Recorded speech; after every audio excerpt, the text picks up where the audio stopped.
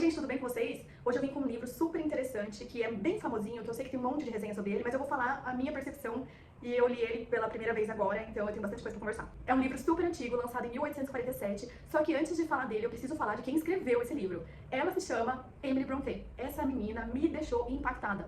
Gente, foi uma moça que não teve nem namorado.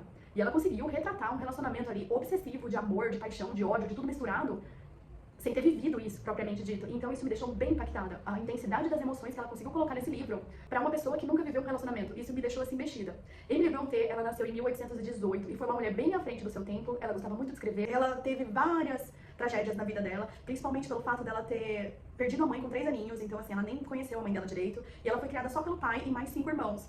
Emily sofreu uma criação bem rígida e dura do pai, e ela gostava muito de escrever. Ela tinha mais 2 irmãs que também gostavam de escrever, que viraram escritoras também.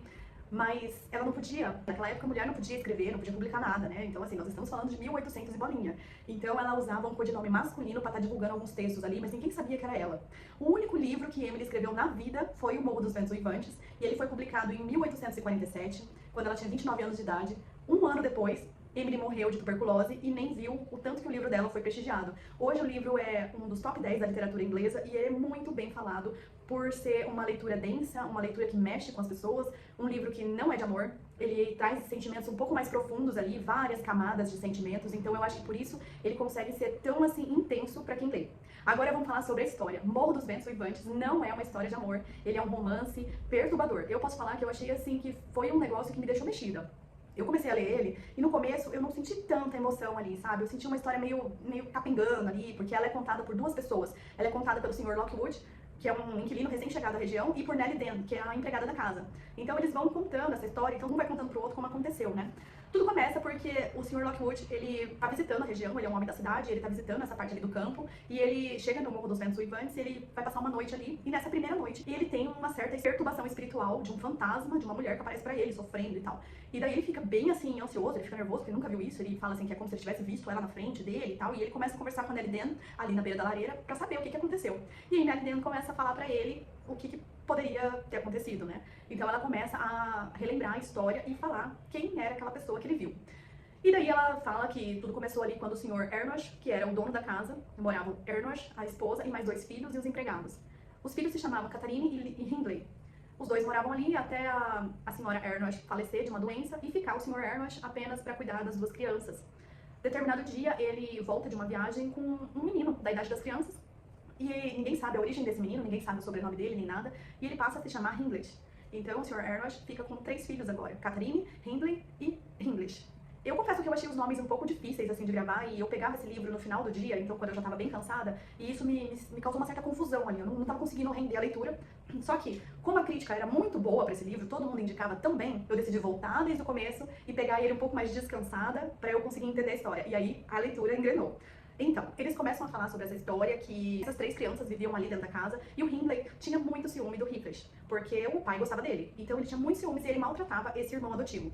Ao mesmo tempo, a Catherine era encantada com o Heathcliff, porque a Catherine era uma menina mais rebelde, mais impetuosa, ela se sente muito à vontade com ele, ela se sente muito ela mesma na companhia dele.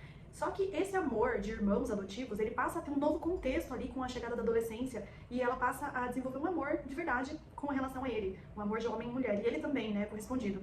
Só que o livro ele não mostra assim claramente que eles chegaram a ter um namorico, porque era tudo muito sutil, né? Mas ele conta ali que eles faziam alguma cavalgada ali nos campos, ali por volta ali da casa, então possivelmente eles ficaram juntos algumas vezes, mas o livro não é tão claro com relação a isso. Aí, o Sr. Ernest morre. Ele morre e quem assume a liderança da casa é o Hindley, que é o filho mais velho. A partir daí, tudo muda porque o Hindley realmente ele tá liberado para maltratar o irmão, né? E aí chega um momento que a Catherine precisa casar, né? Já que ela tem ali por volta dos 15, 16 anos. E ela fica naquele impasse, porque ela gosta muito do Hindley, só que também ela conhece um novo rapaz ali da região. E ela se apaixona pelo Edgar também, apesar do Edgar ser totalmente diferente dela. Ela acaba escolhendo ele por questões sociais, morais, ela acaba escolhendo ele, que poderia dar um futuro pra ela, né? Porque ela precisava de alguém que já tivesse algumas posses. E isso fica muito pesado pro Hindley, e ele acaba indo embora do Morro dos Ventos Uivantes.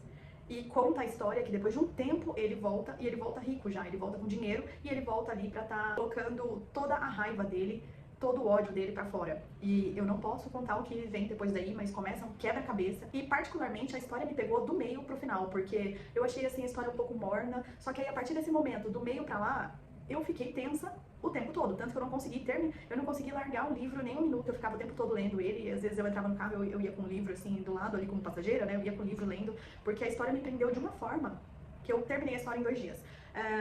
Eu até anotei alguns pontos aqui, peraí.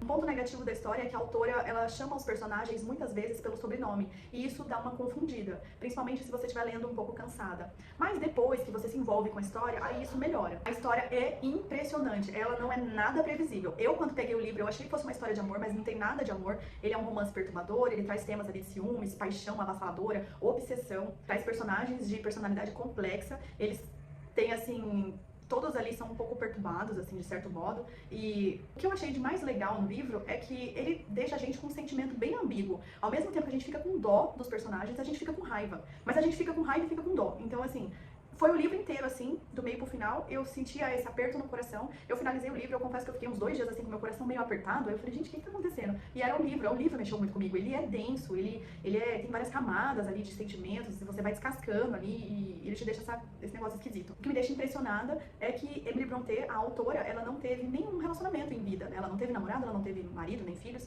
e ela conseguiu retratar muito bem ali um relacionamento abusivo. Ela traz ali relações bem tóxicas entre os personagens, eles se maltratam, eles se tratam muito mal, tanto os moradores da casa, quanto os funcionários e moradores, os funcionários e funcionários. Então ali, eles são todos muito rabugentos, muito angustiados, muito devastados ali pelas coisas da vida. Então ela conseguiu retratar isso muito bem. E me deixa pensando que talvez ela tenha vivido algum tipo de relacionamento um pouco mais abusivo dentro da casa dela, né? Talvez entre pai e filha, não sei, mas talvez seja da própria criação muito rígida que ela teve. Então, Morro dos Ventos Uivantes é um livro, assim, que me deixou muito reflexiva, me deixou impressionada, eu acho que essa é a palavra que eu posso definir, porque me deixou, assim, uns 2, 3 dias com um sentimento, assim, de, meu Deus, quem foi essa autora? Quem foi? Tanto que eu fui pesquisar um pouco sobre ela e eu fiquei muito interessada nela, por ela ter conseguido expressar tão bem sentimentos tão complexos dentro desse livro.